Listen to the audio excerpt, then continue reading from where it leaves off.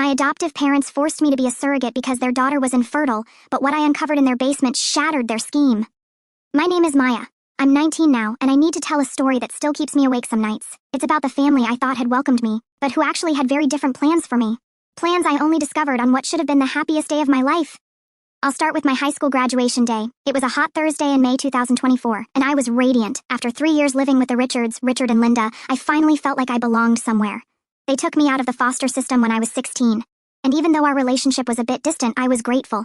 Very grateful. The ceremony was perfect. When they called my name, Maya Elizabeth Richards, I walked to the stage with a smile I couldn't control. In the stands, I saw Richard taking photos. Linda waved discreetly. Even Sarah, their 26-year-old biological daughter, was there. She rarely appeared at family events, always claiming to be busy with work or other commitments. We returned home around 3 o'clock in the afternoon. The Richards house was one of those typical upper-middle-class homes. 2 stories, impeccable garden, American kitchen with granite countertops. I always felt a bit out of place there, like I was a visitor who had overstayed. But that day, they had decorated the living room with gold balloons and a banner reading, "Congratulations, Maya." Even a chocolate cake was waiting on the table. "Sit here, dear," said Linda, indicating the main armchair in the room. Her voice had a different tone, more ceremonious. "We have a surprise for you!" I sat down, still wearing the blue dress I had bought especially for graduation. Richard disappeared into the kitchen and returned with a brown folder, the kind lawyers use. My heart accelerated a little. Maybe they were official adoption papers. I had always wanted to officially be a Richards. "Maya," Richard began, clearing his throat. "You know we love you and that these 3 years have been wonderful." He opened the folder and took out some documents. "But now that you're an adult, we need to talk about the next step." Sarah approached the coffee table and sat on the edge of the sofa, closer to me than she normally stayed. Her eyes were shining in a strange way, almost feverish. "What do you mean?" I asked, taking the first papers Richard extended to me.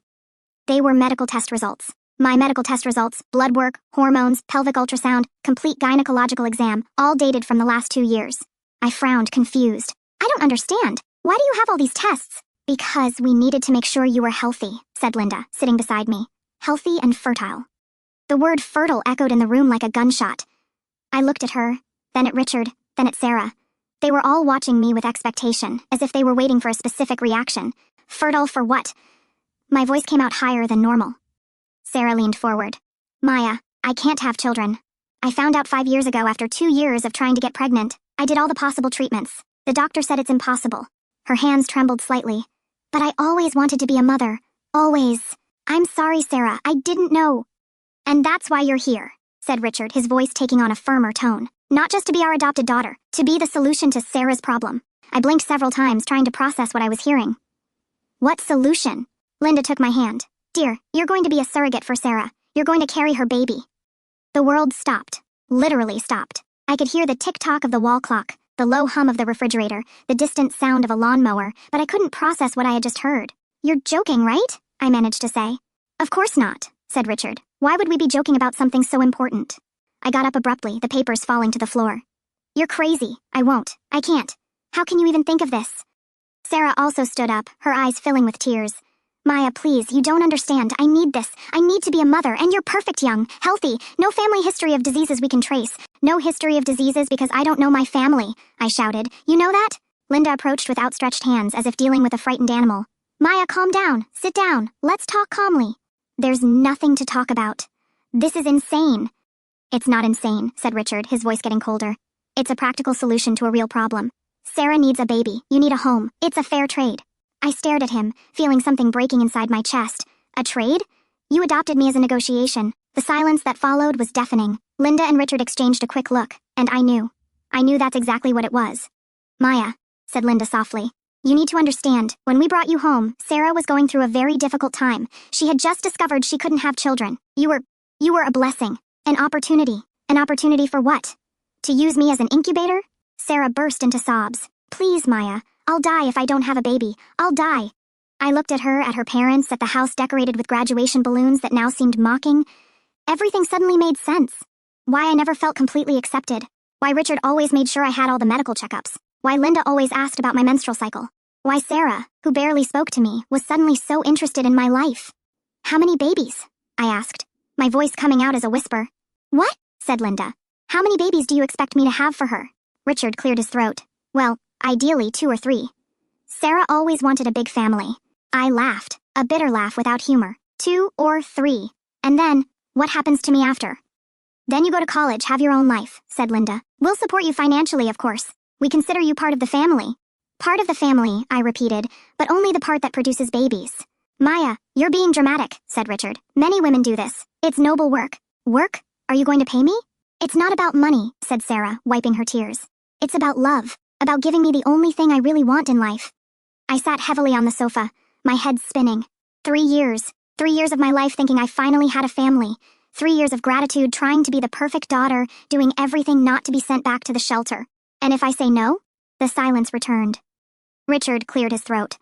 Maya, you're a smart girl. You know you don't have many options. Without a college degree, without a real family to support you, where will you live? How will you support yourself? The threat was there, veiled but clear. I felt my stomach contract. You're blackmailing me? We're not blackmailing, said Linda. We're being practical. You give us this and we give you security. A house, food, help for college. It's a fair deal. Fair, I murmured. Fair. Sarah knelt in front of me, taking my hands. Maya, please. You're my only hope. My only chance to be a mother. I beg you. I looked at her, at the desperate eyes, at the face wet with tears, and for a moment I almost felt sorry, almost considered it because I knew what it was like to desperately want to belong to a family. But then I remembered they never wanted me, never loved me. I was always just a means to an end. I need to think, I managed to say. Of course, said Linda quickly, you can think. But Maya, don't take too long. Sarah has waited too long already. I got up in slow motion and walked to the stairs. Each step seemed to weigh a ton. When I reached my room, I closed the door and leaned against it. There, surrounded by the posters I had stuck on the walls, by the graduation photos that had just happened, by the things that made that place my home, I finally understood. I never had a home. I had a breeding farm, and now they wanted me to produce. I spent the whole night awake, staring at my room ceiling. Every sound in the house made me jump. Footsteps in the hallway, the refrigerator turning on, the floor creaking. Around 3 o'clock in the morning, when I was finally starting to fall asleep, I heard low voices coming from the kitchen. Morbid curiosity made me get up and go down the stairs silently. Can't force Richard. If she doesn't want, she'll want. Richard's voice was firm. She has no choice. Where will she go? She has nothing without us. But what if she runs away? Where to? Maya is smart, but not stupid. She knows she needs us. I cringed on the last step, my heart beating so loud I was sure they could hear it. Sarah is obsessed, Linda whispered. You saw how she was today. She'll go crazy if Maya says no. Sarah won't go crazy. Maya will say yes. How can you be so sure? There was a pause. Then Richard's voice, lower. Because I know this girl for 3 years.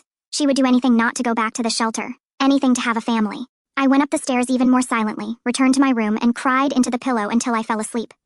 The next morning I tried to act normally during breakfast. Richard read the newspaper. Linda made scrambled eggs. Sarah didn't come down, which was normal. But I felt all the looks, all the expectations. Maya, said Linda as I finished eating, did you sleep well? Yes. I lied. Good, because today we thought about taking you to see the fertility clinic, just so you can see how it works, understand the process. My fork stopped in the air. Today? There's no rush, said Richard without looking up from the newspaper. But the sooner you familiarize yourself with everything, the better. I got up abruptly. I'm going for a walk. Maya, Linda began. Just a walk. I need fresh air. I left through the back door before they could protest. Our backyard opened to a small forest, and I used to walk there when I needed to think. But this time, I wasn't just thinking. I was looking. I had a strange feeling, like I was missing something important, like there was more to this story than they told me. And then I remembered Richard had gone down to the basement the night before. I had heard the door creaking. The Richards' basement was where they kept old things. Christmas decorations, furniture they didn't use anymore, boxes of papers. I never had a reason to go down there until now. I waited until Richard left for work, and Linda went to the supermarket. Sarah was still in her room. The house was silent when I opened the basement door and went down the wooden stairs. The smell of mold and dust hit me immediately. There were boxes stacked everywhere, some labeled, others not. I started searching systematically, not knowing exactly what I was looking for. It was in the third box that I found it. Medical files, but not mine, from other boys. The first file was marked Tyler 2019 to 2020. With trembling hands, I opened the file. Tyler was 17 when he arrived at the Richards. Foster kid, no known family. There were photos of him, red hair, freckles, shy smile, and there were medical exams, many medical exams, all focused on male fertility. There were also handwritten notes from Richard. Tyler arrived in September, seems healthy and docile. Schedule specific exams for December. And later, Tyler is getting suspicious about the exams. He's asking too many questions. Maybe it's better to reconsider. The last note was from February 2020. Tyler ran away during the night, left a note saying he wouldn't return. Don't contact the police, look for another candidate. My blood froze. I took the second file, Marcus 2020 to 2021. Marcus was dark-haired, tall, smiled in all photos. Same pattern, extensive medical exams, notes about behavior. And then the same thing. Marcus is reluctant about the exams. He's questioning our motivation. Unsustainable situation. Last note Marcus left this morning, said he preferred to return to the shelter than continue here. Don't insist, look for next candidate. I was shaking so much I could barely hold the papers. There was a third file, thinner than the others. Maya, 2021 to present. My own face stared at me from the photos. Me at 16, still too thin, frightened eyes. The notes began, Maya arrived today. Seems more docile than the previous ones. History of abandonment may work in our favor. March 2022. Maya is adapting well. Doesn't question medical exams. Seems grateful to have a home. Sarah is optimistic about this attempt. December 2023. Maya continues cooperative. Exams show excellent reproductive health. Sarah is increasingly anxious to proceed. May 2024. Maya graduated. Time to reveal the real plan. Sarah can barely wait. I let the files fall, feeling nauseous. I wasn't the first, not the second. I was the third attempt, the one who stayed long enough not to suspect, not to question, to be grateful enough to accept anything. But Tyler and Marcus ran away. They realized something was wrong and ran away. Why didn't I realize? I searched more boxes and found something even worse. A folder with Sarah's notes, pages and pages of obsessive planning about babies, names, nursery decoration, and a list titled Previous Candidates with at least 8 names, including some I didn't recognize. 8. They had tried this with at least 8 different children over the years. I sat on the cold basement floor for I don't know how long, processing everything. 3 years of my life. 3 years believing I finally had a family. 3 years being prepared like breeding cattle. I heard footsteps upstairs. Linda had returned. Maya, where are you? Quickly, I put the files back in the boxes, but not before photographing several pages with my cell phone. I went up the stairs with my heart racing. Linda was in the kitchen putting away groceries. Oh, there you are! Where were you? Just walking around the house. She looked at me for a moment. You're pale. Are you feeling well? I'm fine. Great. Because I scheduled your appointment at the clinic for Monday, just so you can meet Dr. Peterson. He'll explain the whole process. I nodded mechanically. Sure. Linda smiled. I'm so proud of you, Maya. You're doing a wonderful thing for Sarah. That night, I pretended to be sick so I wouldn't go down for dinner. I heard Sarah knocking on my door around 9 o'clock. Maya, can I come in? I'm sleeping, I managed to say. Please. I just want to talk. I didn't answer. After a few minutes, she left. But at 11 o'clock at night, I heard my door opening. Sarah entered without asking permission, closed the door behind her, and turned on the light. We need to talk, she said. I sat up in bed, blinking against the sudden light. Sarah, I said I was sleeping. I don't care. She sat in my desk chair staring at me. You're avoiding us. You're thinking about saying no. I'm not. Don't lie to me, she interrupted. I know when someone is lying, and you are. I observed her carefully. There was something different about Sarah. A hardness I had never seen before. A determination that bordered on fanaticism. Maya, she continued, you need to understand something. I'm going to have this baby one way or another. You can do this out of love, gratitude, obligation. I don't care, but you will do it. And if I don't want to? Sarah smiled, but it was a cold smile.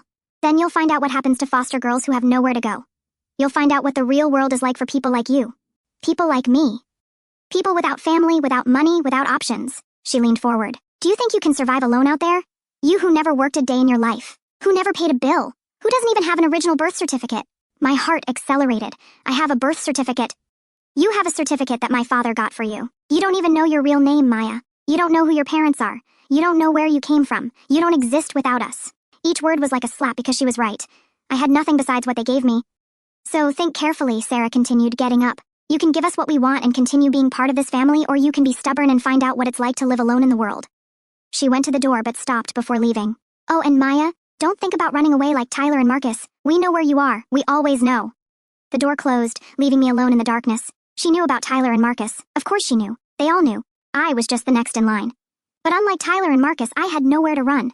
They were right about that. I had nothing, no one, no place to go. Or did I? For the first time in hours, I thought about Jake, my boyfriend for 8 months. Jake, who always made me laugh, who took me to drive-through dinners when he didn't have money for a real restaurant, who told me he loved me 3 weeks ago. Jake could help me. At least he could give me a place to stay until I figured out a plan. I took my cell phone and sent a message. I need to see you. It's urgent. He responded in 2 minutes. Is everything okay? Where do you want to meet?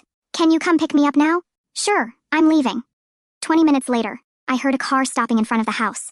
I grabbed a backpack, threw some clothes inside, and went down the stairs silently. But when I opened the front door, it wasn't Jake who was waiting. It was Richard. Where do you think you're going, Maya? I froze. I was just... You were running away. He entered the house, closing the door behind him, just like Tyler, just like Marcus. I wasn't running away. Of course you were. You messaged your boyfriend. You packed a bag. He crossed his arms. Did you really think we weren't watching? Linda appeared at the top of the stairs. What's happening? Maya was trying to run away, said Richard calmly. Oh dear. Linda came down the stairs quickly.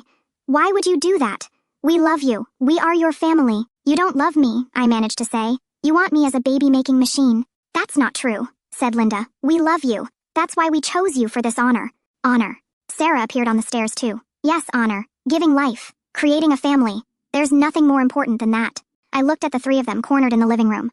What about Jake? He's coming to pick me up. Richard smiled. No, he's not. What? Maya, said Linda softly. Did you really think we didn't know about Jake? That we didn't know about your plans? My phone rang. A message from Jake. Sorry, Maya, I can't do this anymore. They told me about your family situation, about you having abandonment issues. I think you need professional help, not a boyfriend. Sorry, but we need to break up. I looked at the message, then at them. You talked to him. We explained the situation, said Richard. We explained that you're going through a difficult time, that you're having confused ideas about our family, that you need stability, not someone feeding your fantasies of independence. Fantasies? The fantasy that you can just leave and live your own life? Said Sarah. Maya, you're a foster girl without resources. You don't have real-world skills, no higher education, no family support. Without us, you're nothing. I sat heavily on the sofa. Jake, my Jake, the person I trusted most in the world, and they managed to turn him away from me with a simple, manipulative conversation. How much? I asked. What? Said Linda. How much did you pay him? Silence. How much? Richard hesitated, then sighed. We offered $15,000 for him to keep you stable and happy until you were ready to assume your responsibilities. $15,000. Less than I initially thought, but still a substantial amount for a 19-year-old boy. And he accepted. He understood it was better for you, said Linda, that you needed emotional stability. I laughed. A bitter, desperate laugh. $15,000 to date me for 8 months and keep me stable. To keep you happy until you were ready, Sarah corrected. Ready to be your surrogate. Ready to assume your responsibility to this family, said Richard. I looked at my backpack still in my hand, at the phone with Jake's message, at the three faces watching me with expectation. I don't have a choice, do I? You always had a choice, said Linda. You can choose to be grateful. You can choose to give back everything we did for you. You can choose to be part of this family. Or you can choose to find out what the real world is like for people like you, said Sarah. I was silent for a long moment. Then slowly I let the backpack fall to the floor. Okay, I said finally, I'll do it. Linda smiled radiantly. Oh, Maya, you won't regret it. But I have conditions, I continued. Linda's smile wavered. Conditions? I want everything in writing. Legal contract. I want guarantees that you'll pay for my college. I want a monthly allowance during the whole process, and I want you to leave me alone about this until Monday. Richard and Linda exchanged a look. Of course, said Richard. Of course, we can do that. Good. I picked up my backpack. Then I'm going upstairs. I need to process all this. Maya, said Sarah, when I was going up the stairs. Yes? Thank you. Her tears were real. Thank you for giving me the chance to be a mother. I didn't respond. I went up to my room, closed the door, and sat on the bed. They thought they had won, that I had given up, that I was so broken and desperate that I would accept anything. But while I was sitting there, an idea began to form. A crazy, desperate idea, but maybe possible. Jake betrayed me for money. Okay, that hurt more than I wanted to admit, but I could work with that information. Tyler and Marcus ran away, but they ran away without evidence, without proof of what the Richards were doing. I wasn't going to run away. I was going to destroy them. On Monday, I would go to the clinic. I would smile, I would cooperate, I would let them think they had won. But I would also start collecting systematic evidence. I would record conversations. I would photograph documents. I would build a solid case against them because Tyler and Marcus were minors when they ran away. They didn't have resources, didn't have legal power. But I was of age now and I had something they didn't have. I had anger, cold, calculated anger, and I was going to use every gram of it to destroy the family that thought they could use me as breeding cattle. They wanted me to be grateful. I was going to show them exactly how grateful I was. Monday came too fast. I had spent the entire weekend creating a plan. It wasn't perfect, but it was a start. First, I needed solid evidence. Then, I needed allies, and lastly, I needed a safe exit. Ready? Asked Linda when we went down the stairs. She was nervous. That was obvious. She kept smoothing her skirt, checking her hair in the mirror. Ready. I lied with my cell phone configured to record discreetly in audio mode.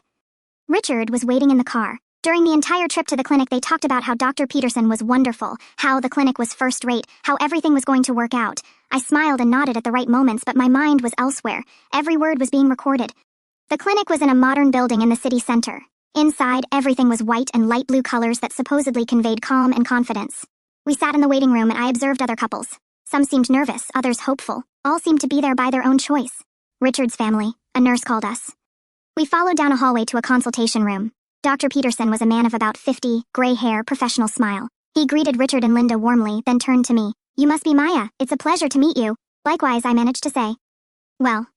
He sat behind the desk. "I understand you're interested in surrogacy. It's an exciting journey but also complex, Maya. Do you completely understand what this involves?" I looked at Richard and Linda. "Yes, I understand."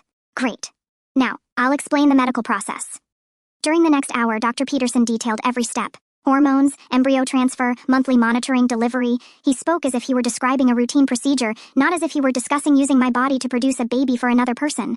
"Are there any questions?" He finished. "One," I said. "How does the legal part work? Contracts, rights, those things?" Dr. Peterson smiled. You're a smart girl. Yes, there's a complete legal process. You'll work with a specialized lawyer to ensure all rights are protected." "My rights too?" "Of course.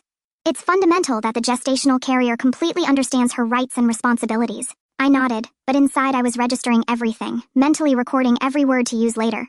When we left the clinic, Linda was radiant. "Wasn't it wonderful? Dr. Peterson is so professional." "Yes," I agreed. "When do we start?" "Well," said Richard, "we need a few weeks to prepare all the legal documentation. Maybe mid-June." "Perfect." That night, I waited until everyone was asleep before putting my plan into action. I silently went down to the basement and photographed all of Tyler and Marcus' files with my cell phone, now with better quality and organization. Every page, every note, every medical exam. Then I looked for more evidence. That's when I found a fourth box hidden behind the others. This one was covered by an old tarp and locked with a small padlock. It took me a few minutes, but I managed to force it with a screwdriver I found in a nearby toolbox. Inside, I found something that made my blood freeze.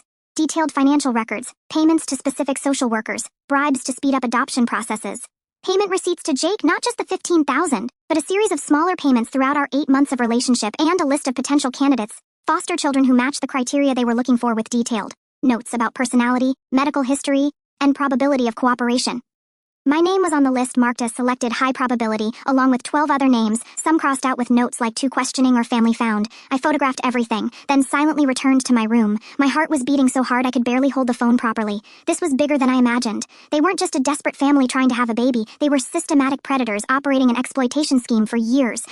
On Tuesday, while Richard was at work and Linda had gone to the beauty salon, I looked for Sarah.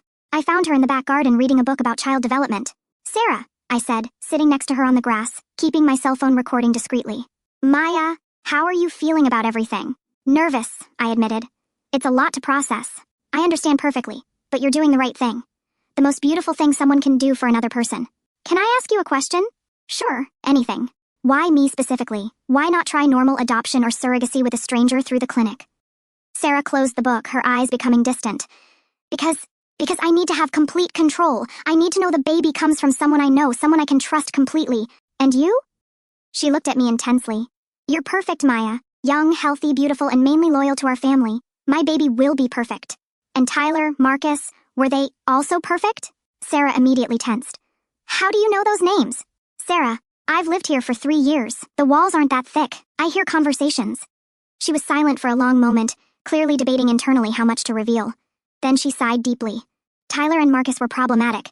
They didn't understand the sacred importance of what we were asking. They were selfish, focused only on themselves." "Selfish? How?" "They only thought about their own needs. They couldn't see the bigger picture. They couldn't see that they had the chance to give the greatest gift possible to a family, the gift of life." I nodded slowly, keeping my expression neutral. "And if they had stayed, if they had agreed to cooperate?"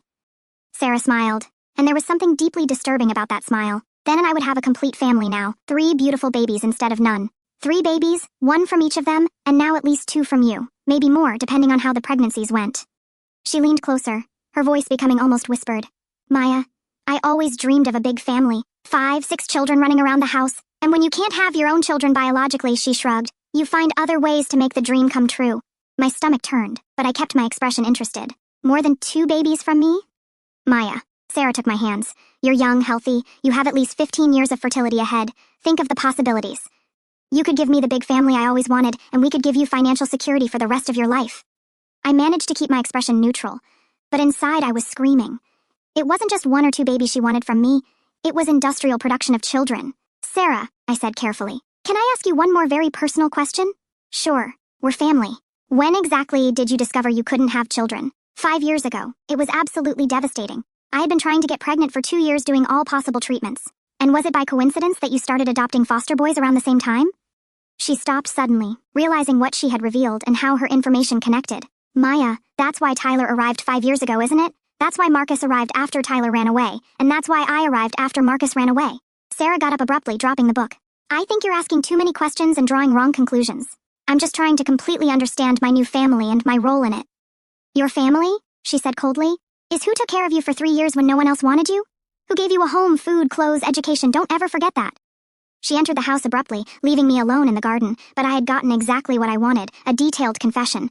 And better yet, I had recorded every word. That night, I started researching online about Tyler and Marcus. It took time and several attempts with different name combinations, but I finally found social media profiles. Tyler was living with a family in another state. Apparently, he had managed a legitimate adoption after running away from the Richards. Marcus was in an independent living program for youth who had left the foster system. I carefully created fake accounts and sent messages to both. I didn't immediately reveal who I was, just said I was researching problematic experiences with adoptive families and had found references to the Richards in public records. Tyler responded first. If you're researching the Richards, be extremely careful. They're more dangerous than they appear. Marcus was more direct. If you're asking about them, it's because you're living with them now. Get out of there immediately. No matter how, just get out. I spent the next hours talking to them through messages, gradually revealing that I was in the same situation. Their responses were consistent and frightening.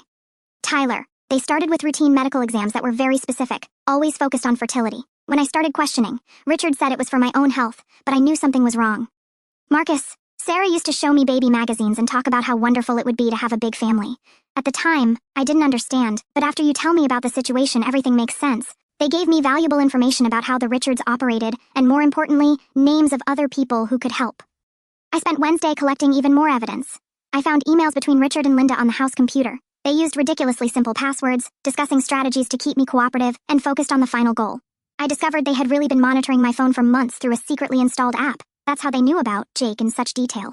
I photographed the screens showing the monitoring software, and I found something even more shocking. Records that they had done this before, not just with Tyler and Marcus, but with at least 4 other boys over the years, all who didn't adapt and were quickly returned to the system before the real plan could be revealed. I wasn't the 3rd attempt, I was at least the 7th. On Thursday, while Linda was at the spa and Richard at work, I managed access to his office and copied all the computer files to a flash drive I had secretly bought. I found detailed spreadsheets of the costs of the entire project, including monthly bribes to 3 different social workers, payments to Jake totaling more than $20,000 over time, projected medical costs for multiple pregnancies, and the most shocking financial projections of how many babies they expected to get from me over the next 10 to 15 years. 15 years. They wanted to use me as a surrogate until I was in my 30s. The plan was even more extensive than I had imagined. There were even cost calculations for maintaining multiple carriers simultaneously, suggesting that I would be just the beginning of a much larger operation. That night, I finally made the decision I had been avoiding. I needed professional help, and there was only one person I thought I could trust. Mrs. Collins, my former social worker. She had been replaced when I turned 18, but had always been genuinely kind to me, unlike some others in the system. I found her number through the social services department and called from a payphone during a walk at the end of the afternoon. Maya. Her voice sounded genuinely surprised when she answered. How are you, dear? How has life been with the Richards? Mrs. Collins, I said, trying to keep my voice steady. I need help. I really need it. What happened, dear? I told her everything, from the revelation on graduation day to the evidence I had collected. She listened in absolute silence, occasionally asking questions for specific clarifications. When I finished, there was a long silence on the phone. Maya, she said finally, her voice tense. Are you still in that house? Yes. Are you in immediate danger? I don't think so. They think I agreed to everything. Good. That gives us time. She paused for a moment. Maya, listen carefully to what I'm going to tell you. You did something extraordinary collecting all this evidence. This isn't just a case of family coercion. This is human trafficking, systematic corruption, organized abuse of the childcare system. What does that mean for me? It means that tomorrow morning I'm going to call some very specific people. We have a specialized investigator who works with abuse cases in the foster system. And I'm going to contact a lawyer who specializes in children's and young adults' rights. I don't have money for a lawyer. Don't worry about that now. This kind of case, there are organizations that will want to help, both to protect you and to prevent this from happening to other children. Mrs. Collins, I said, my voice starting to fail. I trusted them completely. For 3 whole years, I really thought they loved me. I know, dear, and I'm deeply sorry. But listen, you were smarter and braver than they ever imagined. You not only protected yourself, you collected evidence that will protect other children too. And now, what do I do now? Now you continue the performance for a few more days while we set up a safe and complete plan. Can you do that? I can, Maya.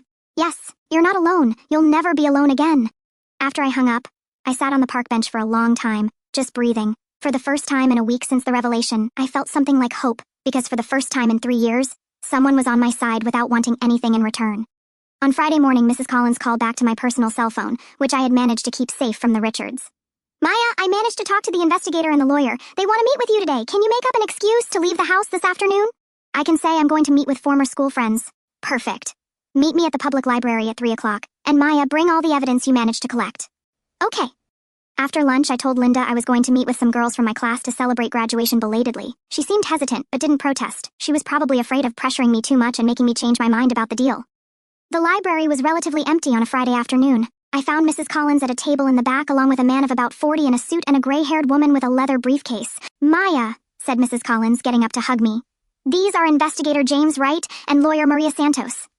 We sat down, and I spent the next hour and a half telling my story again, this time showing all the evidence I had meticulously collected. The photos of the files, the recorded conversations, the financial documents, the conversations with Tyler and Marcus. Lawyer Maria became progressively more serious as I showed each piece of evidence. Maya, she said when I finished, this goes far beyond a simple case of family coercion. This is organized human trafficking, systematic corruption of public officials, coordinated abuse of the child protection system. What does that mean?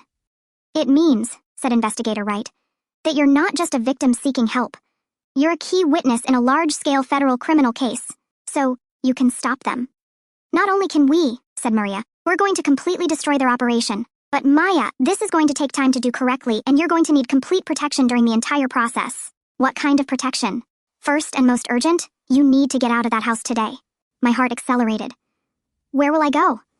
We have a safe shelter for young witnesses in sensitive cases, said Wright. It's temporary, but you'll be completely protected while we build the legal case. And after that? After that, said Mrs. Collins, we'll find an adequate permanent situation for you. A real family or an independent living program with support. You'll have real options this time. I looked at the three of them, these strangers who were offering to genuinely help me when my own family had completely betrayed me. When do I need to leave? Now, said Wright firmly. You can't go back to that house. It's too dangerous, especially now that you've collected such extensive evidence. But my personal things? We'll recover your belongings after the situation is secure, said Maria. What's important now is your physical and mental safety. I thought about everything I was leaving behind. 3 years of life, all my clothes, photos, small memories I had collected. But then I thought about what I was really leaving, an elaborately disguised prison masquerading as a loving home. Okay, I said finally. Let's go. Wright made a quick call, and 15 minutes later, a discreet official vehicle arrived at the library. Before getting in, I looked back one last time at the city where I had spent the last 3 years. Somewhere there, Richard was probably coming home from work, expecting to find the docile girl who had agreed to be a surrogate for his daughter. Linda was probably preparing dinner, planning how to celebrate my cooperation. Sarah was dreaming of all the babies I would give her. None of them had any idea that instead of an obedient victim, they had inadvertently created their own destruction. As the car drove away from the library, I took my cell phone and sent messages to Tyler and Marcus. I'm out and safe, and I'm going to destroy them completely. The responses came quickly. Tyler, what a relief. Count on me for anything you need. Marcus, finally. I'm here to help with whatever is necessary. I smiled for the first time in a week. I wasn't alone. I had allies. I had solid evidence.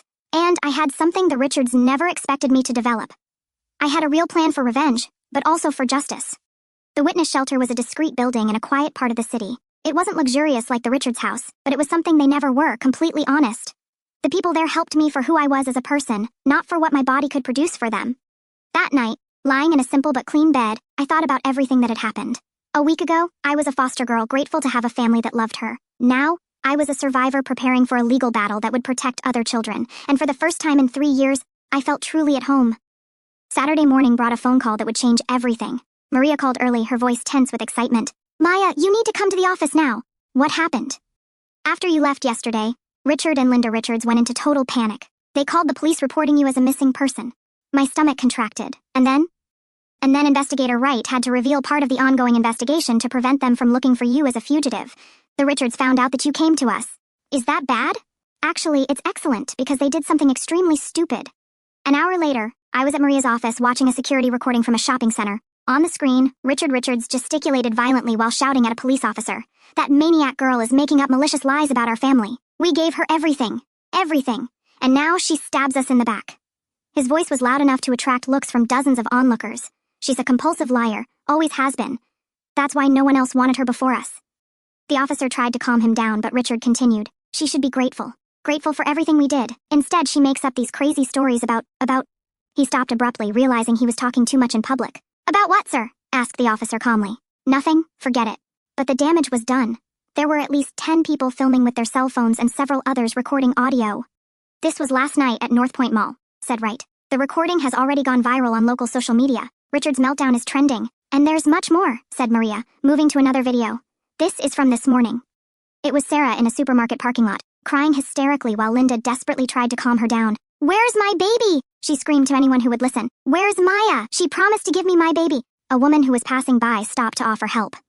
Your baby? Was the girl pregnant? Not yet, Sarah sobbed without thinking. But she was going to be. She was going to have my baby for me. It was our deal. Deal? The woman asked, visibly confused. She was going to be my surrogate. We adopted her specifically for that. Linda quickly pulled Sarah to the car, but several people had heard and many were filming. Jesus Christ, I murmured. They're completely falling apart.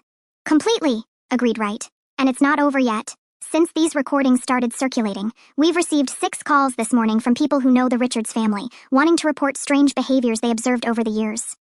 Maria leaned forward. Maya, what you did collecting this evidence was extraordinary and brave. But now we have something even better. They're incriminating themselves publicly in high definition for the whole world to see. What does that mean for the legal case? It means, said Wright, that instead of a long and difficult process to prove, they basically confess their crimes in front of cameras. The district attorney has already called. They want to act quickly. And for me, what does that mean for my life? It means you're completely safe now, said Maria. They can no longer pretend to be a normal family. The mask has fallen publicly, and it means other vulnerable children are protected now. That afternoon, Tyler drove 3 hours to meet me in person. It was surreal to see him face to face after only knowing him through old files and text messages. He was taller than I imagined with the same shy smile from the photos, but now with confidence that didn't exist when he was with the Richards. Maya, he said when we met at the cafe near Maria's office, you're literally my hero. Why? Because you managed to do what Marcus and I didn't have the courage to do. You stopped them permanently. Marcus arrived an hour later, driving from his city. Unlike Tyler, who had found a real loving family, Marcus was still navigating the independent living system, but he seemed at peace with himself, confident in a way I was still learning to be. Did you see the latest news?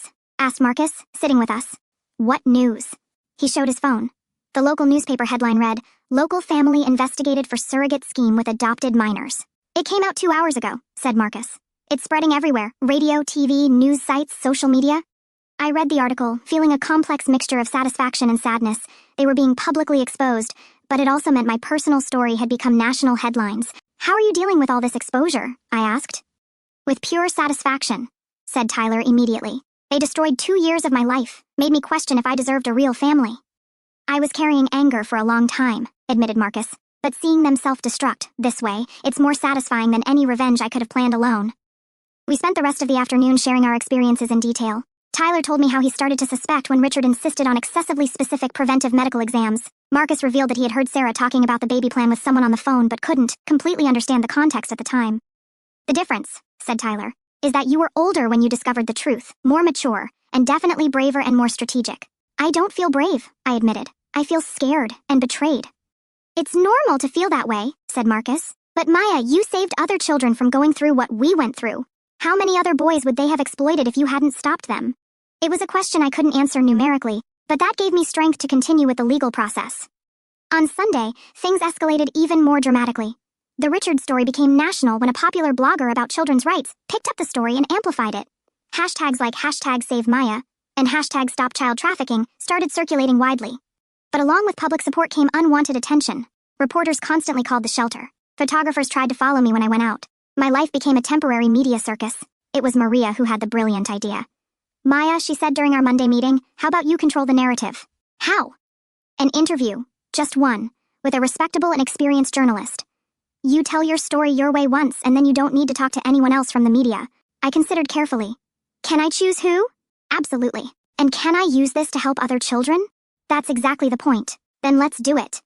The interview was scheduled for Wednesday with Sarah Chen, an investigative journalist known for her compassionate and ethical work with abuse victims. I spent Tuesday mentally preparing, reviewing my story, carefully deciding what I wanted the world to know. It wasn't about personal revenge. It was about protection. Protection for the next children who could be targeted by people like the Richards. More? 2 different families in other states following identical patterns. One in Texas, another in Pennsylvania. Your courage in speaking out is allowing other people to come forward. Is that good? It's excellent. It means this is much bigger than we initially thought. but it also means we're going to be able to prosecute them for everything. That night, I received an unexpected message that left me with conflicted feelings. It was from Jake Maya. I saw the news. I didn't know about the real extent of what they were planning. They told me you were having emotional adjustment problems, that you needed stability. I didn't know about the surrogate scheme. I'm sorry.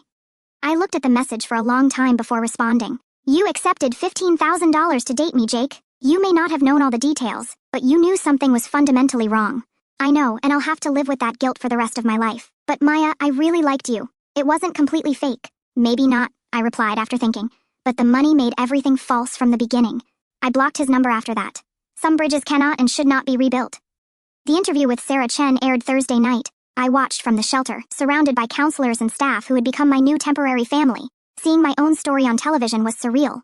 I looked younger on screen, more vulnerable than I felt internally, but my voice was steady when I explained how I had collected evidence, how I had found Tyler and Marcus, how I had finally escaped. What do you want people to understand about your experience? Asked Sarah Chen. That foster children aren't products or commodities, I replied. We're not goods to be used. We're people who deserve real and unconditional love, not love based on what we can do or produce for others. And what's your message for other children who might be in similar situations? Trust your instincts. If something seems wrong, it probably is. And don't be afraid to ask for help. There are genuinely good people in the world who truly care. After the interview ended, my phone didn't stop ringing. Support messages, offers of help, invitations to speak at events. But the message that touched me most came from a 16-year-old girl in another state. Maya, I'm in a strange situation with my adoptive family. After seeing your interview, I think I urgently need help. Can you give me your social worker's number? I immediately sent Mrs. Collins's information and called her. An hour later, she called me back. The girl is safe now. Thank you for alerting us quickly. That was it. That was exactly why I had gone through all this, so other children wouldn't go through the same thing. On Friday, the district attorney officially announced charges against Richard, Linda, and Sarah Richards, conspiracy for human trafficking, corruption of public officials, and multiple charges of systematic child abuse. Their licenses to house children were permanently revoked, and all their assets were frozen. They'll probably get between 15 and 25 years each, Maria explained to me, especially with all the evidence you collected, and their public confessions, and Jake, he's cooperating completely with the investigation. He'll probably have to return all the money and do extensive community service, but he won't be arrested. I nodded. Part of me wanted him to suffer more, but another part was too tired to care.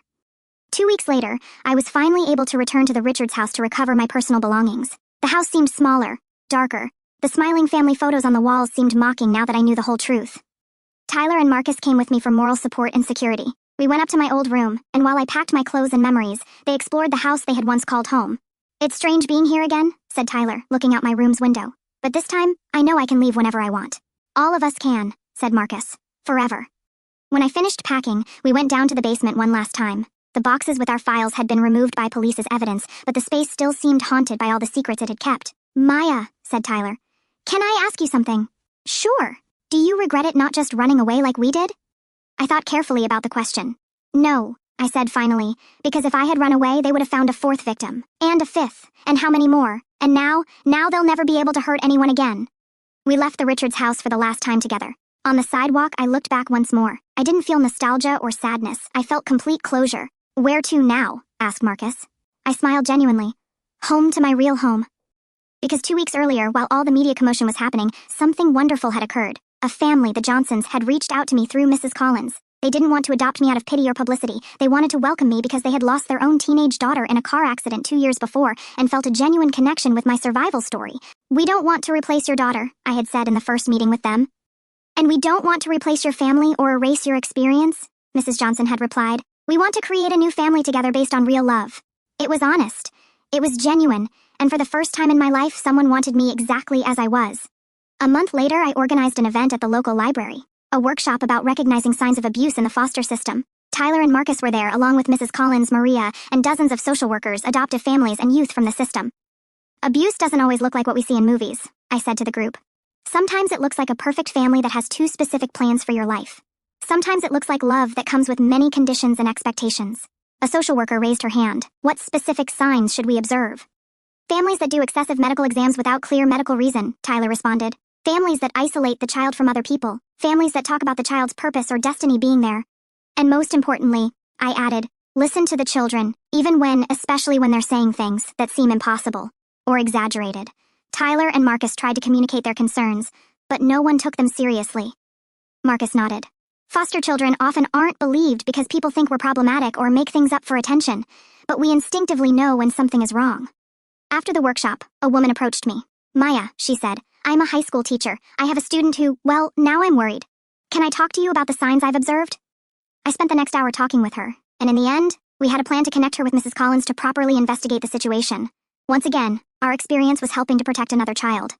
2 weeks after that workshop, we received the news we were waiting for. Richard Richards had pleaded guilty to all charges in exchange for a reduced sentence of 18 years. Linda did the same, receiving 15 years. Sarah, whose lawyers argued was mentally unstable, was sentenced to 12 years in a psychiatric prison facility. "It's over," said Maria when she called me with the news. "Officially over." But I knew it wasn't really over. It never would be completely. The emotional scars would remain, the memories would persist, but the danger had passed. And other children were protected. 6 months after the trial, Tyler called me with exciting news. "Maya, you won't believe it. I found another Richards victim." "Another one?" "No, not a new one. An old one from before me. A guy named David. He was adopted by them in 2015 but ran away after only 6 months. Where is he now? Law school, final year. And Maya, he wants to sue them civilly. He wants all of us to join him." The civil lawsuit was different from the criminal one. It wasn't about sending them to prison. That had already happened. It was about financial justice and sending a clear message to other people who might be thinking about similar schemes. David was incredible. At 23, he was in his final year of law school and had spent years discreetly researching our case. He had found Tyler and Marcus through public records, but never managed to locate me until my story aired. "They traumatized me deeply," said David during our first meeting as a group. "I spent years thinking I was crazy, that I had imagined all their strange behavior. When I saw Maya's interview on TV, I finally understood I wasn't alone." The civil lawsuit revealed even more about the total extent of the Richards scheme. We discovered they had been involved in questionable activities for almost a decade, always testing limits, always looking for ways to exploit vulnerable children from the system. But it also revealed something more important: other similar cases in other states. Our story had inspired investigations across the country, exposing a network of families using the foster system for their own nefarious purposes. A year after my escape, I was sitting on the Johnsons' porch watching the sunset. It was a simple domestic scene. Mr. Johnson was grilling hamburgers. Mrs. Johnson was watering her flowers. I was doing community college homework. This is what a real family looked like. Simple, honest, no hidden agendas or impossible expectations. My phone rang. It was a message from an unknown number. "Maya, I saw your story online. I'm in a similar situation. Can you help me?" I smiled and started typing a response. During the last year, I had received dozens of messages like this. Each one reminded me why it had been worth going through everything. Of course, I wrote back, "You're not alone." Because that was the truth about surviving what I survived. You can't just move on and forget. You have to use your experience to protect others. You have to turn your pain into purpose. 2 years later, Tyler married a wonderful girl he met in college. Marcus got a full scholarship to study social work. David passed the bar exam and started working for a nonprofit organization that advocated for children's rights. And me? I moved to an apartment near campus where I was studying psychology with a specialization in childhood trauma. The Johnsons continued to be my family, not on legal paper, but in the heart. And I had found my true purpose. The night before community college graduation, I received a call from Mrs. Collins. "Maya," she said, "I have a proposal for you." "What?" "How about working with me? Officially, we're creating a new position, victim protection specialist, someone who understands the system from the inside, who can identify risk situations before they become dangerous." I didn't need to think twice. "When can I start?" 3 years after escaping the Richards, I was sitting in my own office interviewing a 16-year-old girl who had been removed from a suspicious adoptive family situation. She was scared, confused, not knowing who to trust. "It's hard to know what's real when the people who should protect you are the ones who hurt you," she said. "I know exactly what you're talking about," I replied. "It happened to me too." Her eyes widened. "It really happened?" "It did. And I survived. And you'll survive and thrive too." I spent the next hour telling my story. Not the media version, but the real, raw, honest version. I talked about the fear, confusion, the deep sense of betrayal. But I also talked about finding inner strength, collecting evidence, fighting back, and finally finding a real family. "What did you do after everything?" she asked when I finished. "I built a real life," I said, "with people who love me for who I am, not for what I can do for them. And now I help other people like you do the same thing." She left my office with a different expression, still scared but also hopeful. It was the same expression I had when Mrs. Collins first told me I wasn't alone. That night, I called Tyler, Marcus, and David. Our monthly call had become a precious tradition. "Any interesting news?" asked Tyler. "I just helped another girl today," I said. 16 years old, suspicious family situation. She reminded me a lot of myself. "It's amazing," said Marcus. "How many is it total now?" I did a quick mental count. 62 in the last 2 years. 62 children who are safe because of what you went through and how you reacted, said David. "If that's not turning trauma into purpose, I don't know what is." After I hung up, I went out to my apartment's balcony. The city stretched below me, full of lights and infinite possibilities. Somewhere out there, there were children like I had been, vulnerable, scared, looking for love in the wrong places. But there were also people like Tyler, Marcus, David, and me. Survivors who had turned our pain into protection for others. There were social workers like Mrs. Collins who truly cared. There were families like the Johnsons who offered real love without conditions. Evil still existed. It always would. But good also existed in abundance. And sometimes if you were brave enough, strong enough, smart enough, you could make a real and lasting difference. 4 years after discovering that my adoptive parents wanted to use me as a surrogate, I was doing exactly that, making a difference one child at a time. And for the first time in my life, I knew with absolute certainty who I was. I wasn't the grateful foster girl who would do anything for crumbs of love. I wasn't the scared victim who accepts any situation out of fear of abandonment. I wasn't the commodity that exists to serve other people's purposes. I was Maya Johnson. Yes, I had chosen to keep the name of the family who showed me what real love means. I was a survivor, advocate, child protection specialist. I was someone who turned the most traumatic experience of her life into the source of her greatest strength and purpose. And when other children came to me scared and broken like I had been, I could look into their eyes and say with complete honesty, I understand completely. I went through it. And I'm going to help you not just survive, but thrive and find your true family. Because that's the truth about real families. They're not about blood or legal papers. They're about conscious choice, about people who choose to love you, protect you, support you without expecting anything in return except for you to be exactly who you are. And I finally had that. I had all that, and much more. The Richards thought they could use me as an incubator, but in the end, it was I who used them. As a springboard to become the person I was destined to be. A free person, a strong person, a person who knew without a shadow of doubt that she deserved real and unconditional love. And that, in the end, was the greatest victory of all.